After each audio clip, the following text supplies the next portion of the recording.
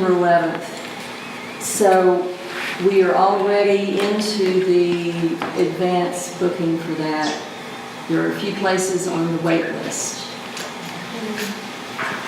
We have already announced that one. And to make it more available to folks who have not perhaps been before and they see the fall program guide, we're starting the registration just 4 weeks ahead. That really will be fair to everyone. So the date for starting registration is in the guide, and it'll be on our monthly calendars here. The preview for October, Chef Hayne or Baker Hayne Begley from the Delta Biscuit Company will be coming. He's going to do 2 different styles of biscuits. And then November, the colleague of Amanda's, Chef Mindy Mitchell from the Faded Rose will be coming, and I have a feeling she'll do a Creole dish. I think I've heard she's from New Orleans. Will love her, and if she does anything other than Cajun or Creole, I'll be shocked. We're hoping for that. And December, we haven't yet decided. That would be part, I think, of December, January, February. So all of that's to be announced. I do plan next month to go to the Black Food Truck Festival. That's the 15th at Philander Smith, to meet some new chefs and maybe get some more ideas for folks we'd like to invite next year. It's been lots of fun, but we're delighted to have Amanda Ivy with us this evening. She has graciously taken off from her new restaurant, Sauced, which is on Market Street. You've probably read about it, and one of my colleagues told me, well, he's tried to get in and it was too crowded, so he'll just have to go back. But they've gotten great reviews so far. And you have with you the basics of the recipe for tamales that Amanda's going to make, and for you to add to it. And hopefully you'll be able to see everything she's doing. So thank you. Thank you all so much for having me. As Ms. Mary said, I'm Amanda Ivy. Instead of doing a traditional filling, I actually went to Whole Hog and picked up some smoked pork. And I have a motive here. I know for some of you guys, football season's a real big deal. This is a really great thing to serve at your Super Bowl party. If you put cheese dip on it, everybody will love you. I don't personally cheese dip on there, but I've seen a lot of people do it. So I think most of it is in the masa, and that's what I really want to teach you guys about today. I'm going to grab this recipe, so I'm following along. All right. So probably the core thing to this recipe here is going to be the broth that I'm going to make. This is going to season our masa. You guys have all been to a Mexican restaurant and had like cardboard masa. It's just no flavor, right? So this is kind of the thing right here that's going to make these have flavor. Is this traditional? This is fairly traditional. The thing about it is really all these versions I'm talking about are traditional. It's just depending on where you're sitting. So what I've added to my pan here is a quart of, I have beef stock because we have beef stock in the restaurant. We make our own bone broth every day, so it's available to me. Chicken works great, or pork, it doesn't matter, just you want a quart of stock. A can of Rotel. This is already going to add some heat, so I did decide to not bring Cholula because it does get kind of hot. So I'm also going to add a can of these are just little half chilies, and you can find this in most of the international sections of your grocery store. The reason I bring up parchment paper is because it's kind of hit and miss if you're not going to a carniceria, as far as whether or not you're going to be able to find those corn husks. So if you can't find them, you can actually cut sheets of wax paper, and it works really well. It's just not as visually aesthetic. Where did you get your husk from? I got my husks from the Carniceria all the way down on University. That's my favorite. They actually have banana leaves there too. Where is that? It's all the way down University. I'm trying to think of the cross street. It's way down there though. Past Before you get to Business Ashland. Yeah, it's the one just the biggest variety in ingredients. And that's one thing I wanted to say about this. So we're making this broth my way today, but you can actually change this broth up to kind of meet like your needs, what you want. And I was actually just. Is it possible to change? We don't eat pork. I can make the masa without the pork on the inside, but the lard is pork. So what would you substitute the lard with? Any other fat? Actually, if you wanted to go vegan with it, I would mash sweet potatoes and use those in place of both the fats. I've done that before where I've made a sweet potato, just the masa tamale. And it won't change the taste? I mean, it'll definitely change the taste, but I think in a very good way. And these flavors all go really nicely with sweet potatoes. So, Okay, so let's say if we don't want the sweet potato, what fat would you recommend? there are a lot of vegan options. I do prefer the New Mexican style chili powder. And this does look like a lot of seasoning for this. That's because it's going to go ahead and season all your masa. So you really want it to have heavy salt, heavy dark chili powder, anything like that, anything that you're putting in here. I was saying earlier that you can actually modify this to be a dessert tamale. And what I would do in place is use apple cider for the broth and then fill it with apples.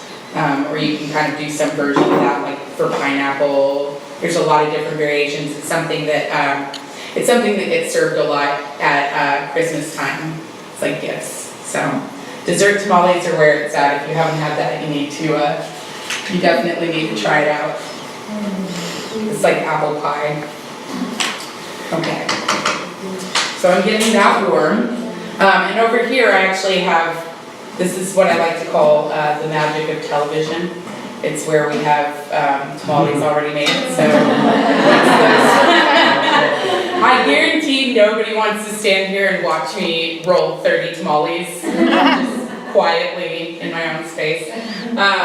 You can look up any recipe for braising meat. This recipe works wonderfully with beef, chicken, or pork. It doesn't. I'm like really busy and I want to do them, but I don't have the time to do the 6-hour braise on meat. Oh, it actually happened by accident at one point in time. I had left some tamale pork for another class behind and realized it when I got to the class, and so we had to think on our feet and ended up making an amazing tamale, so I really like using this. All right. So a couple things, you'll notice in my recipe that there is a combination of both butter and lard. The reason is because I feel like the lard kind of glues this thing together, but the butter gives it something kind of smooth and kind of velvety. So, and it'll make the tamale kind of shiny, which is pretty. I like pretty food. I think a lot of people like pretty food. This is my favorite masa. Maseka makes a bunch of different kinds, but I just prefer the tamal, and I can't honestly tell you why. It's the one I like, so I need at Kroger. Some of the Krogers are getting kind of hip, and you can find corn husks, but I wouldn't rely on the one in the Heights. It never has it, which was very inconvenient for me when I was opening Heights Taco and Tamale, because I'd have to go all the way down University to get corn husks. I'm going to make sure that these guys are soaking up really good. If you're using a pretzel at home, I just suggest kind of turning them over because they'll kind of sit halfway. Or you can use a stock pot for this too, that works great. Okay, so in here, I'm going to go ahead and add my fat to my dry ingredients, which are very simple dry ingredients. So I'm going to go with 3.5 cups of masa. If you do not have a stand mixer, I would not use a hand mixer, it's too fast. You'll have masa everywhere. This can actually,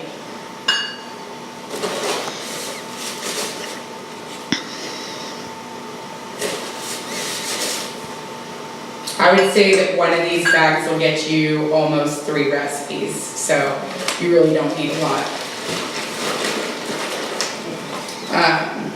Does anybody have kids or grandkids?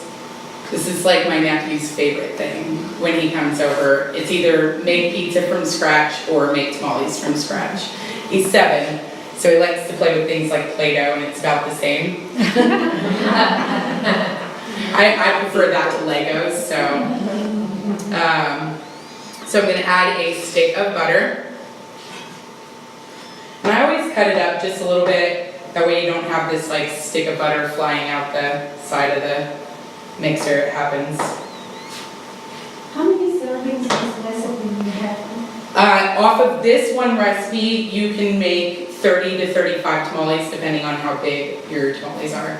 I always tell people when they're rolling them that some are like taquitos and some are like burritos. It's just totally your preference. This thing in here, I'm gonna go ahead and add the baking powder that I'm adding here is gonna give it just a little bit of rise. And if you kind of go on to read about this a little bit more, you'll see that different recipes call for different amounts. I go very low with my amount of baking powder so that it doesn't rise too much because I don't want it to be cakey. If you are using a mixer, go on your lowest speed. And the temperature of these fats does not matter. If it's cold, it's not a problem. And I'm going to show you why. Stop.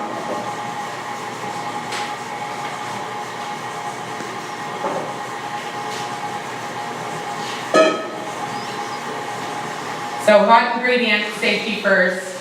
I would rather pour this from a prep bowl than this pan.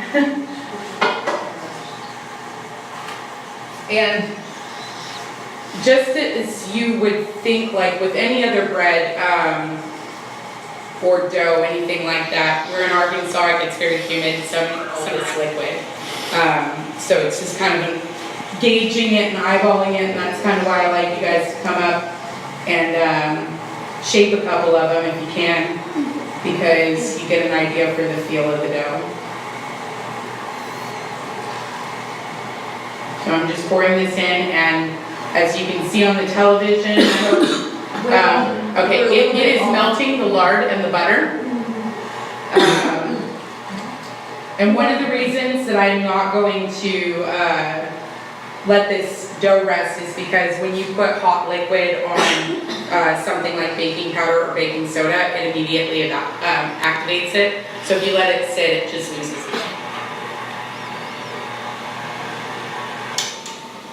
Okay, so you can see in the camera, I'm not used to having this overhead. You can see that I did not use very much. It's been pretty humid lately. Sometimes in the winter, this will all be gone. So it just depends on kind of the day. And the same goes for like bread and stuff. Did you add any of the actual peppers and like the chilies or the? Yeah, I let the tomatoes and the chilies and all of that fall in. I also really like to have some texture in the tamales, which is actually going to bring me to my next thing. Has anybody ever seen one of these? This is awesome. This is one of my favorite little kitchen gadgets. I got it at Eggshells if you're looking for them. It's called a corn zipper. I'm just going to set my paddle off to the side because I'm going to mix this again. Do that again. So it's like a cheese grater for corn. Oh, wow. I really hope that the tamales themselves get that many oohs and ahs.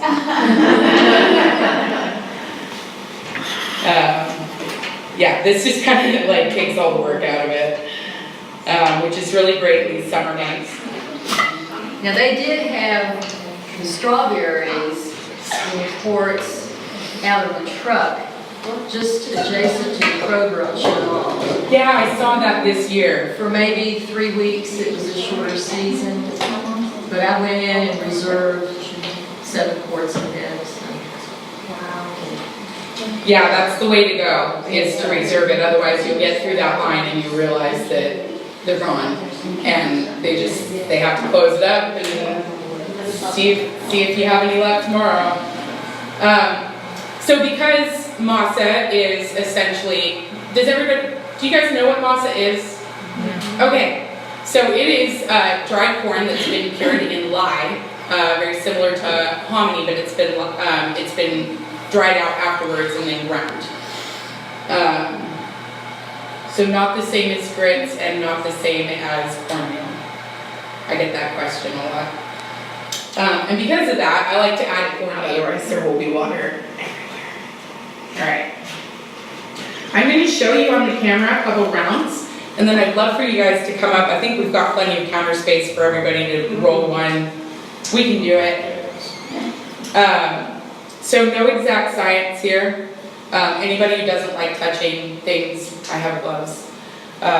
So I'm just gonna put, I'd say it's about a golf ball, maybe a little bit bigger size. And then I just press it out. You wanna leave yourself a little room right at the top there. And that's because of that baking powder. It's gonna rise a little bit. So you're gonna wanna give it some space to rise. And you also wanna make it wide enough that it'll wrap around your meat. Speaking of which, I just had to show everybody the whole hot box. I have an appreciation for good to-go boxes.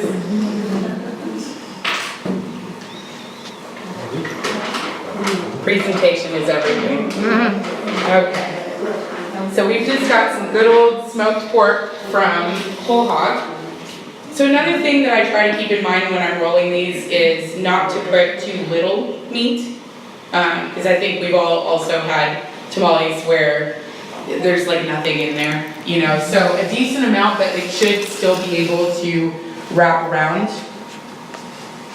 And then I just lift the one side up, and it'll separate from the husk. And then I lift the other side up, and that'll separate. And then I can take this one side and roll it around on itself. And then just tuck that little tail. And this is my steam setup. This is very commercial. So you can use a vegetable steam basket. What I would suggest and what I do when I'm like doing this at a house is ball up some aluminum foil and set it up under your steam basket because they're never tall enough to have enough water. So you can put a little bit more water underneath and that'll give you a little leeway because these have to steam for about 30 minutes. So I'm going to show you guys a couple more times and then I'd really love some volunteers to come on up. You guys didn't think you were cooking? I always put everybody to work. I feel like if you have to sit too long, you get tired. So again, just here's an example of a not so great husk. So they're going to split and break on you, and you're not going to be able to use every single one of them. But the butter in this offers enough grease that you can pretty much just pull it right up off of there if something like that does happen here.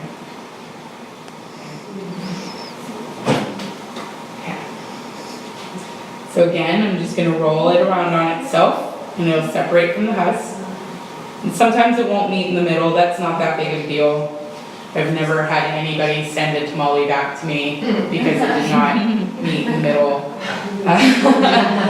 I've taught this class hands-on very many times, and I've had people kind of get frustrated where it's like, oh, mine aren't as pretty, or they're not perfect, and I'm like, that's not the game here.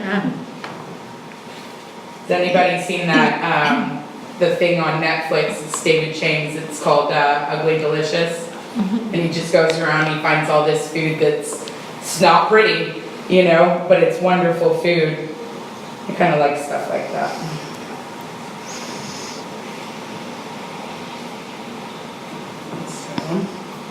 So what is your favorite ugly delicious food? His section on, Italian